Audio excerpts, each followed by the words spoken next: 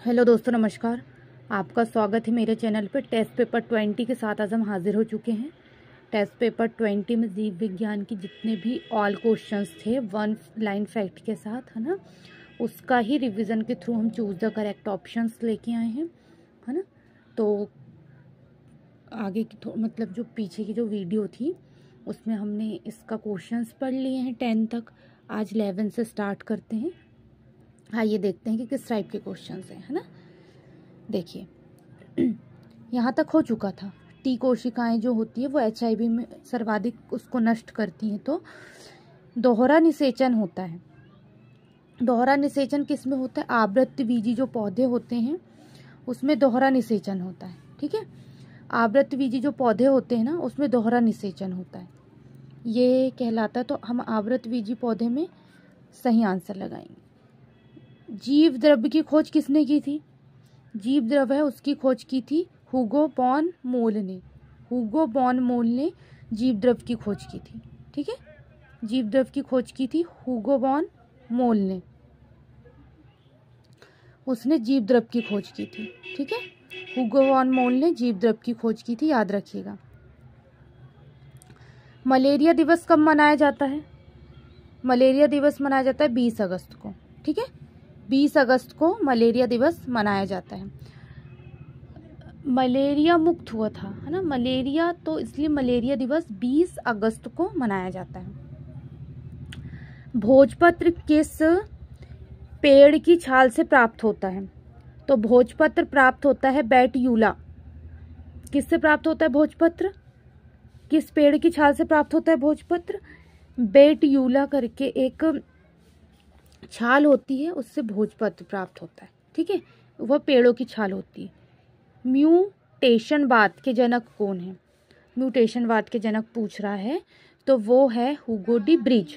हुगो D जो bridge है वो म्यूटेशनवाद के जनक है। हुगो डी ब्रिज म्यूटेशनवाद के उनको जनक माना जाता है और वो बेसिकली म्यूटेशनवाद के जनक है। पादव जो शरीर होता है उसकी क्रिया विज्ञान का पिता, हमारा पादव शरीर है उसकी बोल रहा है कि क्रिया विज्ञान का पिता किसे कहा जाता है ना। तो वो क्रिया विज्ञान का जो पिता है वो स्टीफेन हेल्स। कौन है?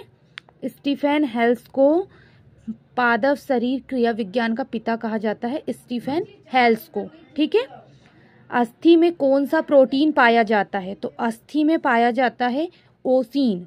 ओसीन नाम का प्रोटीन है जो हमारी अस्थियों में पाया जाता है। अस्थि मतलब हमारी हड्डी, तो हमारी हड्डियों में क्या पाया जाएगा? ओसीन नाम का प्रोटीन पाया जाएगा। क्या पाया जाएगा? ओसीन नाम का प्रोटीन है जो हमारी अस्थि में पाया जाता है। ठीक है, कवक विज्ञान के जनक कौन है? तो कवक विज्ञान के जो जनक है वो माइकेली है। क्या है? माइकेली जो है वैज्ञानिक, उनने कवक विज्ञान के जितने भी पार्ट है, कवक विज्ञान क्या होता है वो सब माइकेली ने बताया था। तो कवक विज्ञान के जनक है माइकेली, याद रखिएगा। चने द्वारा पानी के अवशोषित होने की प्रक्रिया क्या है? जब आप चने को फूलने डालते हो, नॉर्मली चने को आप फूलने डालते हो पानी में, तो वो पानी एब्जॉर्ब कर लेता, अपने आप अपने अंदर क्या कर लेता है? पानी को समाहित कर लेता है। तो वही पूछ रहा है उसको अवशोषित होने की प्रक्रिया क्या है? तो वो है अंतः परासरण, है ना। अंतः परासरण, अंदर की ओर लेना पानी को, अंतः परासरण, अवशोषित कर लेना अंतः परासरण कहलाता है। सुगर बेबी किसकी प्रजाति है? सुगर बेबी जो पूछ रहा है वो किसकी प्रजाति है? तो वो है तरबूज की, है ना। सुगर बेबी जो है वो तरबूज की प्रजाति है। तरबूज की एक प्रजाति अलग अलग टाइप्स की होती है। तो इसका जैसे कैप्सूल भी एक तरबूज की प्रजाति है। कैप्सूल जैसे साइज की रहती है ना, वैसे भी तरबूज होते हैं। तो कैप्सूल एक तरबूज की प्रजाति है ना। सुगर बेबी तरबूज की प्रजाति। अब छोटे से मोटे से रहते हैं तरबूज, वो प्रजाति अलग है। लंबे रहते हैं तरबूज कैप्सूल के जैसे, तो वो प्रजाति कैप्सूल है ना।